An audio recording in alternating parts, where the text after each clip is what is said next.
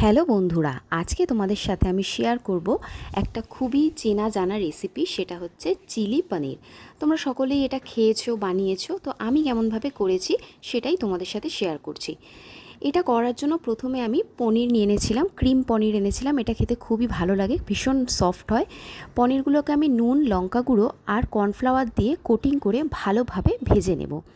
আমি এটা খুব তাড়াতাড়ি সময়ের মধ্যে করেছিলাম বলে পনিরটাকে আমি বেশিক্ষণ ম্যারিনেট করে রাখতে পারিনি। তোমাদের হাতে যদি সময় থাকে তোমরা অবশ্যই পনিরটাকে নুন আর লঙ্কা গুঁড়ো দিয়ে খানিকক্ষণ মাখিয়ে রেখে দেবে, তাহলে মশলার স্বাদটা খুব ভালোভাবে পনিরের মধ্যে ঢুকে যাবে।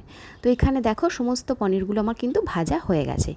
এবার কড়াইতে যেটুকুনি তেল ছিল তাতে আমি কাঁচা লঙ্কা, আদা কুচি আর রসুন কুচি দিয়ে দিলাম।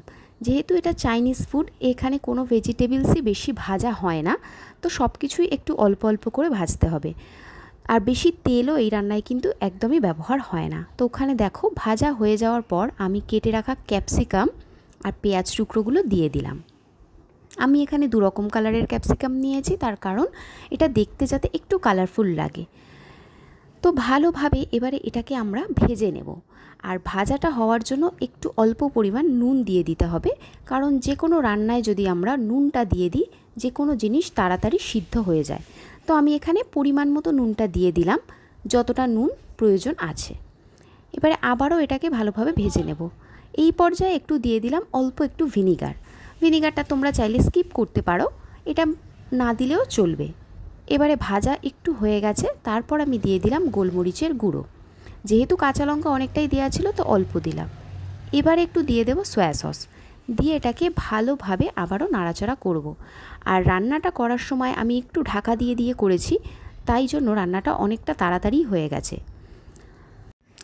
এবারে আমরা এতে অ্যাড করব সস। তার জন্য আমি একটা বাটিতে chilli sauce, tomato sauce add করে রেখে দিয়েছিলাম মিশিয়ে, সেটাকেই এবার দিয়ে দিলাম। দিয়ে এটাকে একটু ভালো করে নাড়াচাড়া করে নেব।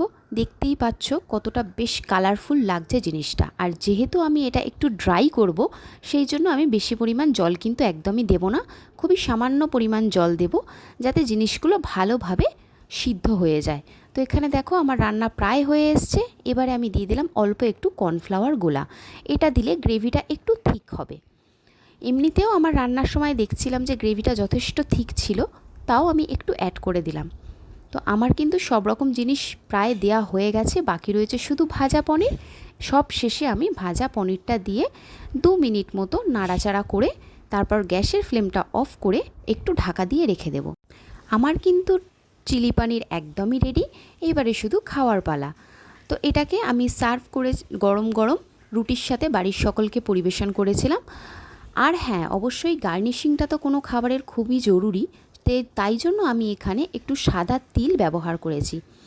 তো দেখো কত সুন্দর লাগছে তিলগুলো ওপর থেকে ছড়িয়ে দেওয়ার পর। তো আমার এই রেসিপিটা তোমাদের কেমন লাগলো অবশ্যই একটু কমেন্টে জানিও। তো রাতের ডিনারটা তো আজকে ভালোই জমে গিয়েছিল চিলি পনির আর রুটির সাথে, আর এটা খেতে খুবই ভালো হয়েছিল। তোমরা দেখলেই বুঝতে পারছো যে জিনিসটা কতটা কালারফুল আর স্পাইসি অ্যান্ড টেস্টি লাগছে।